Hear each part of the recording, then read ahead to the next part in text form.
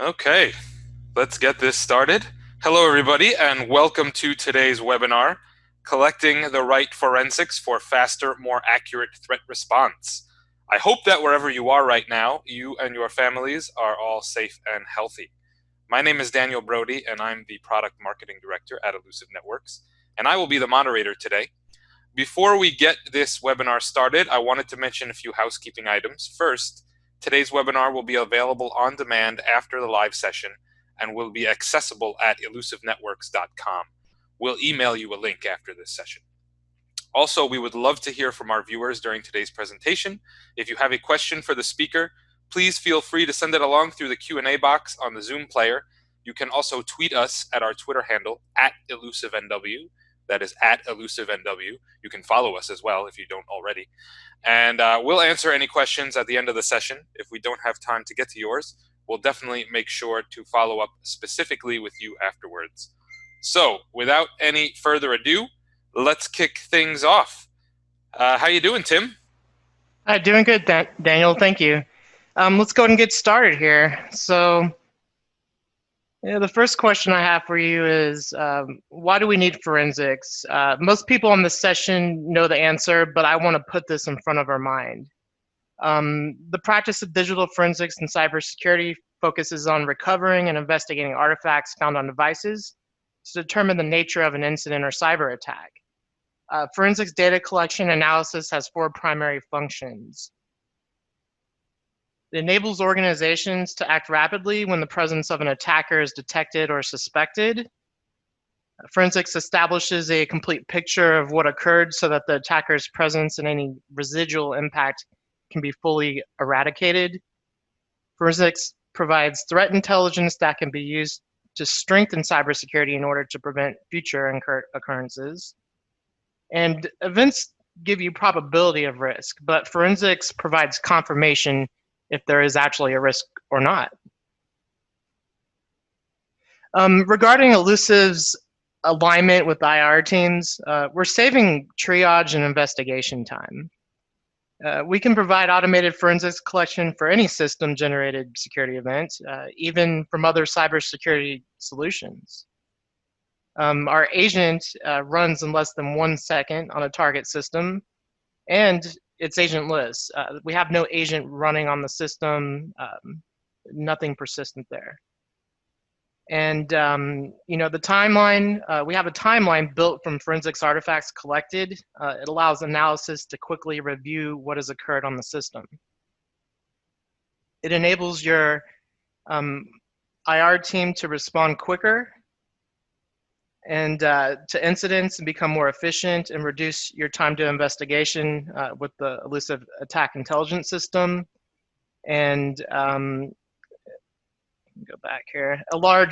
We had a large financial institution in the Americas. They quoted, automating elusive forensics has reduced our incident response time by 90% from 6 hours, which was the original average.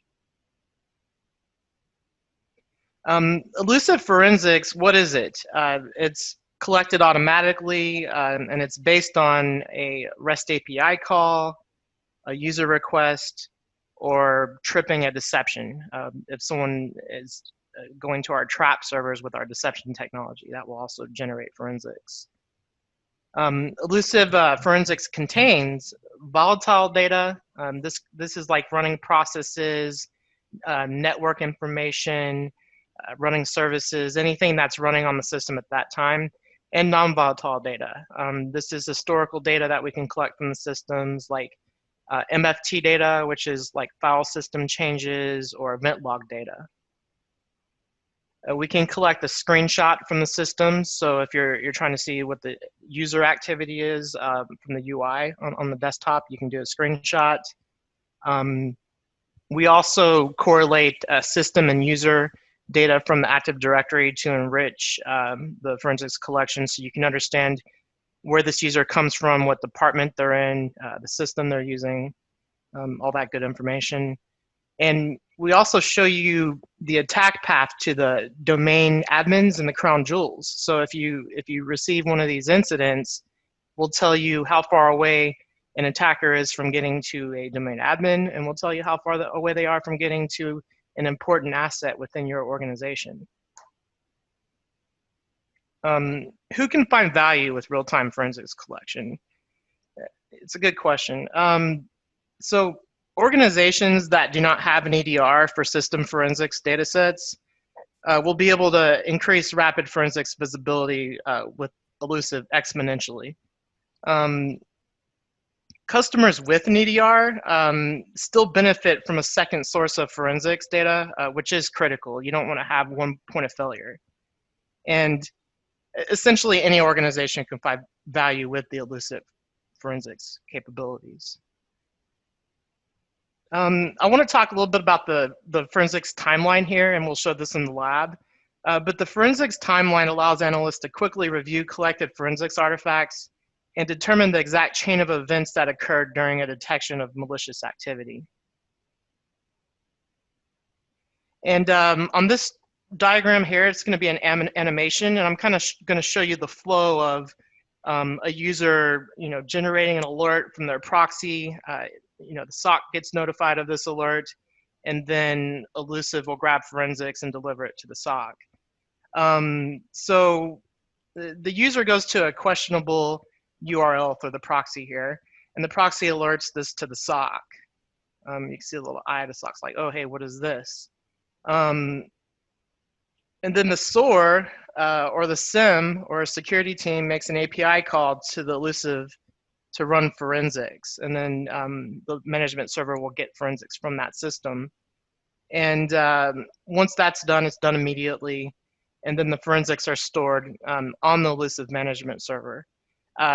These can be seen through the Illusive console, and this can also be sent over to the SOC or IR team via API calls to collect the forensics data, also syslog information sent over through here as well.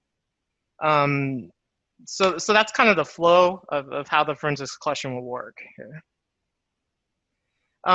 This is just kind of a big chart of all our integrations that we have for this session, talking about automating forensics. It focuses around the SIM or the SOAR. Any SOAR orchestration solution will be able to automate this process of doing the API call, no problem. It's what they're meant to do.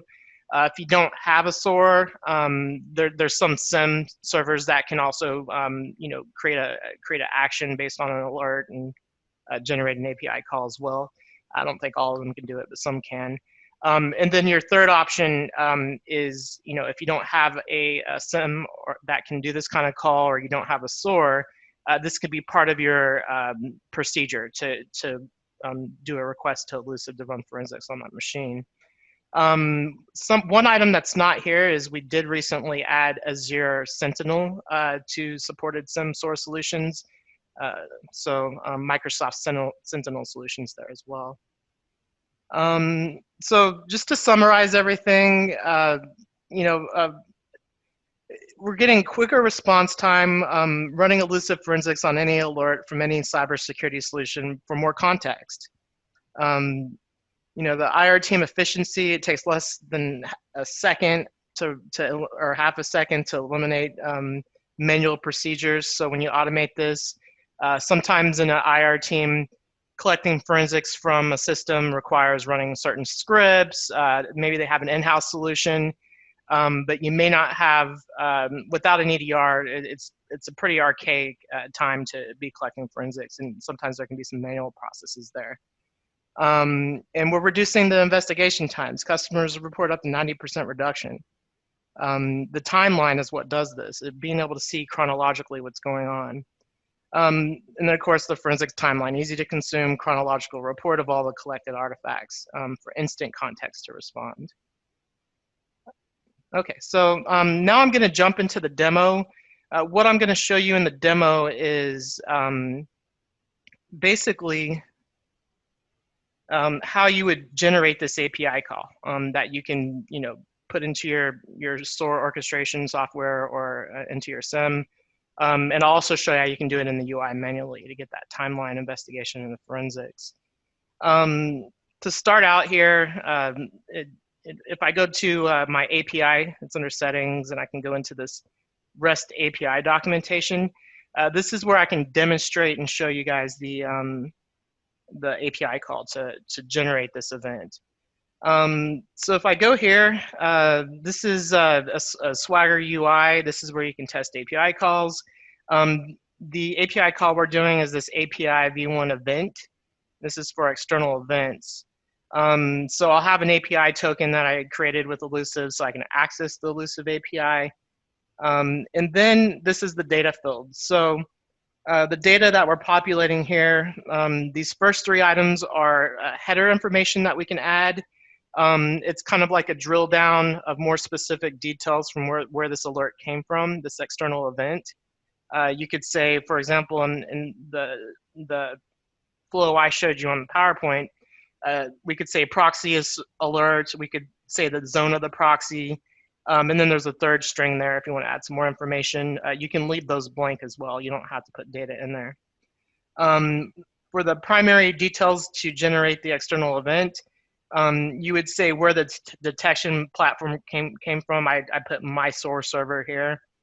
You set the event date, an external ID. So if you have a ticketing system with your SOC or IR team, you could reference that ID. So it's you can cross-reference it between Illusive and your internal systems.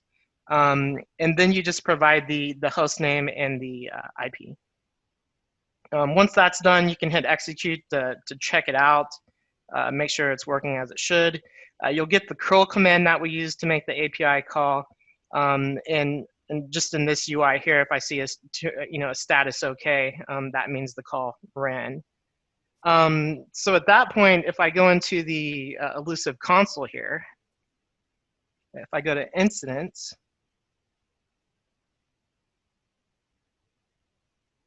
but before I do that, I want to show you the manual way to do this. So if you don't have a SIM or a SOAR, or it's an in-house tool to automate like an API call based on an action, from within the monitor page on the Illusive console, you can hit this thumbprint. You can type in the endpoint that you want to collect forensics on. So this can be like a procedure in your playbook, and then you just collect forensics here. Now we'll go over to the incident side of things. So here's that new incident I made here. It collected the forensics. I'm going to go into this one I made earlier that I have everything sorted out so you can see it better. So now this is the incident page. On high level, we'll tell you just the details where this came from. This was an external event. This is the actual call to collect the forensics here. This thumbprint means it successfully was created. You'll see the external ID that you can plug into the API call, and then the detection platform, the source server. If I click on this card and go here, if I go to request headers, this is where I can put those extra strings in to be more specific of what's going on. And then, of course, some of the artifacts we're collecting that you see on this page. Here's the system information. What kind of OS is it? What user profiles are on the system? Here's the AD information. If I had AD information on this machine, it would show up here. This is the desktop screenshot. I was kind of doing like a visual attack within this endpoint, and you can see it here. You can see it collected a screenshot. I was running some UI tool called Attack Tool, and you can see I was up to no good there. I'm scraping all this data from the endpoint. The risk insights, that's where it tells you if we're close to a domain admin or a crown jewel, an important system. What's the attack path to get to these critical assets? As far as volatile data that we collect, this is the living information like the netstat, DNS records, routing table, connected shares, processes, handles. We're collecting everything here. We collect that command line history. If they're running any, most attacks are not in the UI like I did, but we collect the PowerShell and the command line history as well. For the more advanced forensics, this is that non-volatile data. This would be the file records, the MFT data, showing all the file system changes, the event log information. And this prefetch and application compatibility, which is a Windows 10 thing, prefetch is more legacy. These are recently executed applications that are cached in the Windows system. And here we can see the PowerShell history and a few other items that we collect as well. So that's kind of the summary of the high level of what we're collecting with the forensics data. Now I want to take you to the timeline.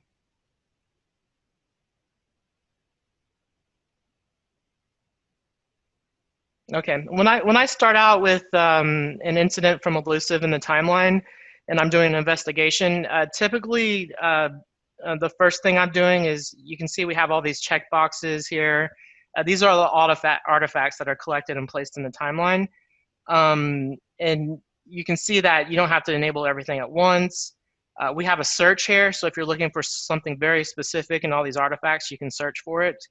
But typically when I'm just doing an open investigation, I'll start with the running processes, what's running on the system here. So now I see the running processes. You can see that we have the type category, so you can see where this artifact came from. And when I'm reviewing and I'm going through this, I'm looking for anything specific to what could be going on here. I already did kind of an investigation on this one. So I starred the interesting items I saw, which for me, it was this attack demo tool. Once I've identified the process, you can click here, you can get more information about what it is, what it's doing, what registry it's hitting. We provide you with a SHA hash that you can take over to VirusTotal. We also have a VirusTotal integration, so you can check if this is malicious or not, and you get all those details. So now I want to kind of look at, I see the running processes. Now I kind of want to look at the MFT data, the record, or the file records. What was going on before this process ran? So I can enable that here. And what I'm looking at is, just interesting information about, like, I see this attack tool. It was on the desktop. Looks like someone extracted it. This web browser pass view. This is a tool. It's a pretty bad tool. I didn't know about it till I worked at Illusive, and it's really easy to scrape saved websites and stuff. It's with this tool, it takes no time at all. And now I don't have any saved websites anymore after seeing how easy it was. But again, you can go into these fields. You can see the MFT data, the last access, the creation, what's been going on there. And then I highlighted a few other items from this attack tool that I was seeing going on here. Extracted. After I've seen this, I also would kind of want to look at the compatibility and user assist. This will just show me, has it been ran, when has it been running, that kind of stuff. So if I look here, I can see this run tool.bat from the attack tool folder, and I can get details on, like when this was accessed, when it was created. So I can see when they first did this and when's the last time they used it. And then, of course, there's network connections, prefetch, program installations, all these details here you can put in the timeline. The timeline can be exported in a CSV, so you can have a CSV export for this. And also in our API, you can export the timeline via an API call. So if you have like parsing solutions or anything in-house to pull this data in for your security team, you can do an API call to pull that timeline information over. So I'm going to show you, once I've painted my story here, I'm going to enable all artifacts that were collected, and I'm going to hit this show start only. And then I kind of have a story of like what happened. And at that point, I've kind of done the investigation. There's something malicious here. We know there's a problem on that system, and the security teams can take appropriate actions. Let me just show you the VirusTotal stuff. So if I look at browser history view, sorry, let's go with,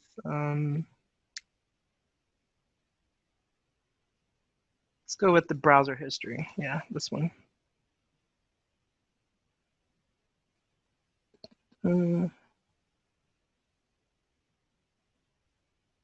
Yeah, here it is.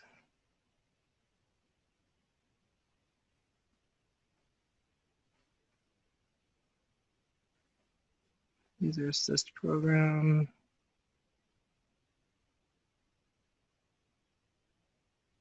I'm just looking for the hash so I can show you how it would look in VirusTotal.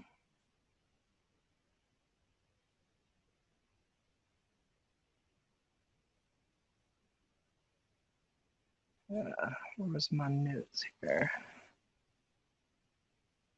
Yeah, here it is. Here's the hash. We got an MD5. That's for the TAC tool. And here is the browser history view. So again, we have an integration with VirusTotal, so we can kind of pop this up automatically. But an analyst can, grab these hashes from our forensics collection and see what's going on. So this browser history view, I know it's a bad tool. And of course, VirusTotal confirms it is a variant of browser history view. So I could rename this file, I can do whatever, but if I have the hash, I can still check to see if it's malicious. So that's what we got going on there. Besides that, I think that's it for the demo session. I think we're ready for some Q&A here. All right, Tim, great. Thank you for walking us through on-demand forensics. Really interesting capability. We've been getting some questions here. There's still time if you have a question of your own that you'd like to ask. Just go to the question box in the Zoom control panel and type it in now. The first question that we had come in, Tim, was I already have an EDR solution with a 15-minute SLA. So tell me some more about what your forensics could add on top of that.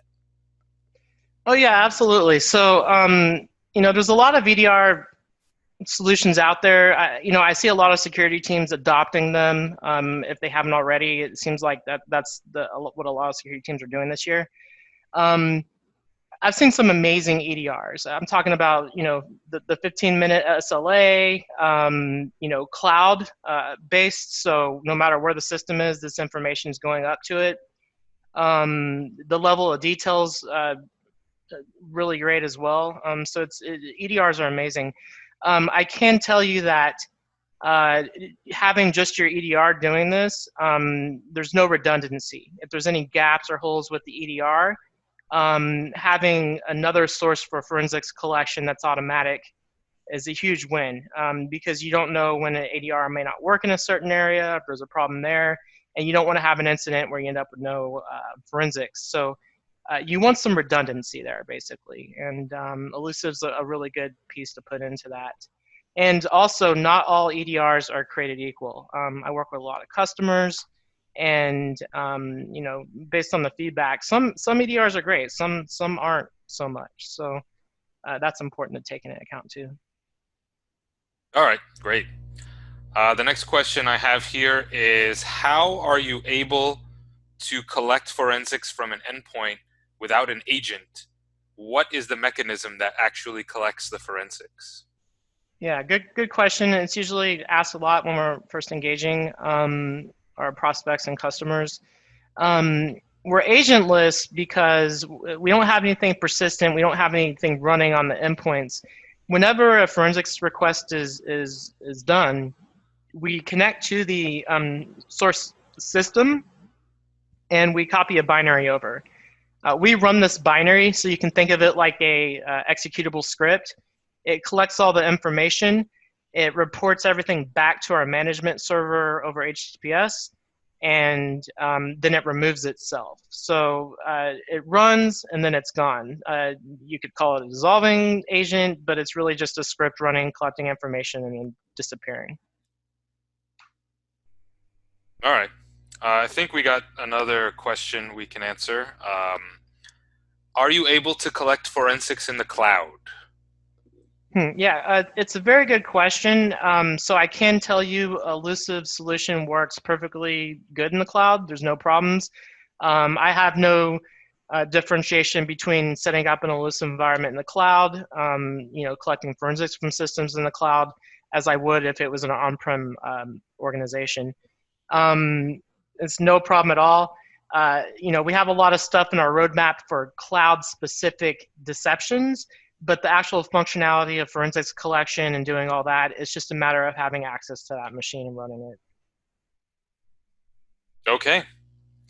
I think that's all the time we have for now. So thanks again, Tim, for taking the time to present about on-demand forensics today. I really appreciate it. It looks like we've covered most of our questions anyway. So otherwise, if we didn't get to yours, I see one or two here. We'll make sure to contact you after the webinar and get you an answer promptly. So thanks to everyone for attending today. We really appreciate your attention. And as mentioned earlier, we will be emailing you a copy of the session afterwards. Our series of webinars on dealing with the new normal that we're all living through right now is going to continue on April 30th at 11:30 Eastern Daylight Time. The title of that session is called Cyber Resilience Through Attacker Deception, What Contractors Need to Know for CMMC Compliance. It will be a presentation by our U.S. federal team leader, Michael St. Cross, about how Department of Defense contractors can leverage deception and attack surface management to comply with the recently released Cybersecurity Maturity Model Compliance Guidelines, which are going to go into effect later this year. You can find the registration link for that webinar on the Illusive Networks events page at www.illusivenetworks.com/company/events. So for now, please stay safe, everyone, and we'll see you at the next webinar. Have a good one. Thank you. Thanks, Daniel. I just want to say thank you for our customers that have joined, and feel free to reach out to your Illusive contacts if you have any questions or would like to get this implemented. Fantastic. Until next time.